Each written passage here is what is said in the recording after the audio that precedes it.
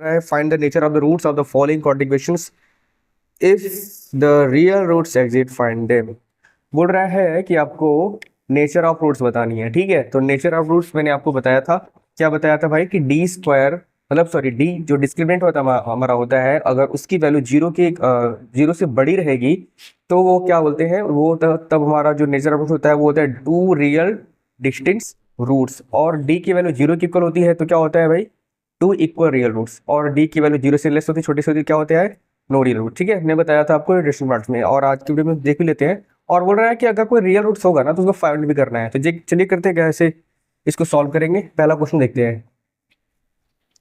तो सबसे पहले देखिए यहाँ पे ए की वैल्यू क्या है, ए की वैल्यू है 2 और बी की वैल्यू क्या है -3 और सी की वैल्यू है 5 ना। डी निकालेंगे, क्या होता है डी, बी स्क्वायर -4ac होता है।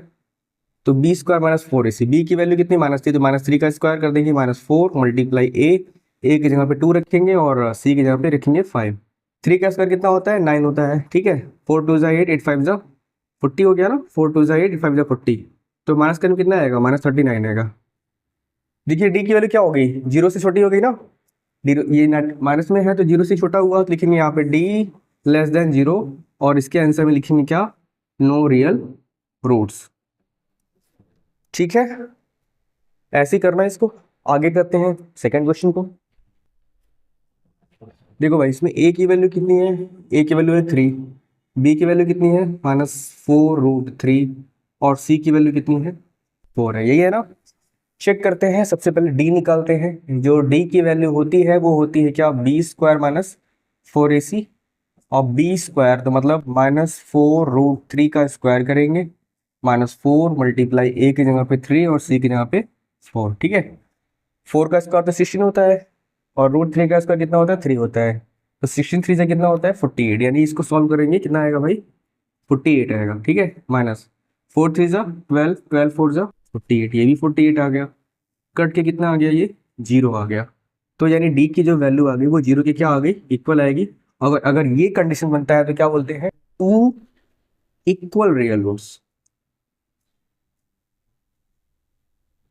और बोल रहा था इसमें कि अगर कोई रूट्स होगा तो उसको हमको फाइंड भी करना है। देखो कैसे फाइंड करेंगे, सबसे पहले क्या करेंगे, इसका फैक्ट देखो ऐसे करेंगे क्या, हमको रूट्स निकालनी है। तो एक फॉर्मूला आपको पता होगा एक्स का, सिद्धाचार का नियम इसे बोलते हैं। एक्स इक्वल टू क्या होता है, -b होता है प्लस माइनस √b² -4ac और अपन क्या होता है 2a होता है। ठीक है, वैल्यू हमको पता ही है, बस सबको पुटअप करना है। देखो ध्यान से, पहले बी चेक करेंगे। बी की वैल्यू क्या है -4√3। ठीक है, यहाँ पे -b है तो माइनस तो पहले से है और बी की वैल्यू है -4√3, यहाँ लिखेंगे -4√3।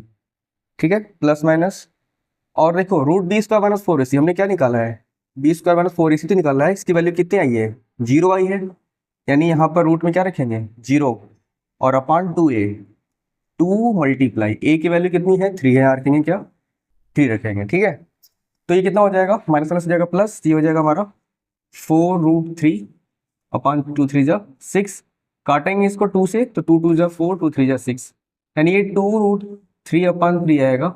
और इसी को 2 बार हमको लिख देना है क्योंकि 2 रियल रूट्स आएगा। ठीक है, इसको 2 बार लिख देना है, तो ये हो गया हमारा आंसर। नेक्स्ट क्वेश्चन है 2x² - 6 + 3 = 0। तो देखो भाई ए की वैल्यू कितनी हो गई 2, बी की वैल्यू -6 और सी की वैल्यू 3। सबसे पहले डी निकालेंगे। डी की वैल्यू होती है क्या, b² - 4ac। तो b² मतलब -6 का स्क्वायर -4 मल्टीप्लाई ए की जगह पे 2 और सी की जगह पे 3। ये क्या हो जाएगा, ये हो जाएगा 36 -4 2 जा 8, 8 3 जा 24 और इसको माइनस करने में कितना आएगा 12, यानी जो डी की वैल्यू है ना वो 12 हो गई। अब हमको यानी कि ये तो रियल रूट्स है, 2 डिस्टिंक्ट रियल रूट्स है। ये क्या है भाई, लिख देंगे 2 डिस्टिंक्ट रियल रूट्स। और अगर कोई रूट्स रहेगा ना उसको फाइंड भी करना है कि वो रूट्स होगा क्या। तो फाइंड करने का फॉर्मूला होता है सिद्धाचार्य नियम से लगाते हैं इसको, एक्स इक्वल टू होता है -b प्लस माइनस, थोड़ा बड़ा लिख दे, -b प्लस माइनस √d होता है ना, वही b² - 4ac डी बोल सकते हैं।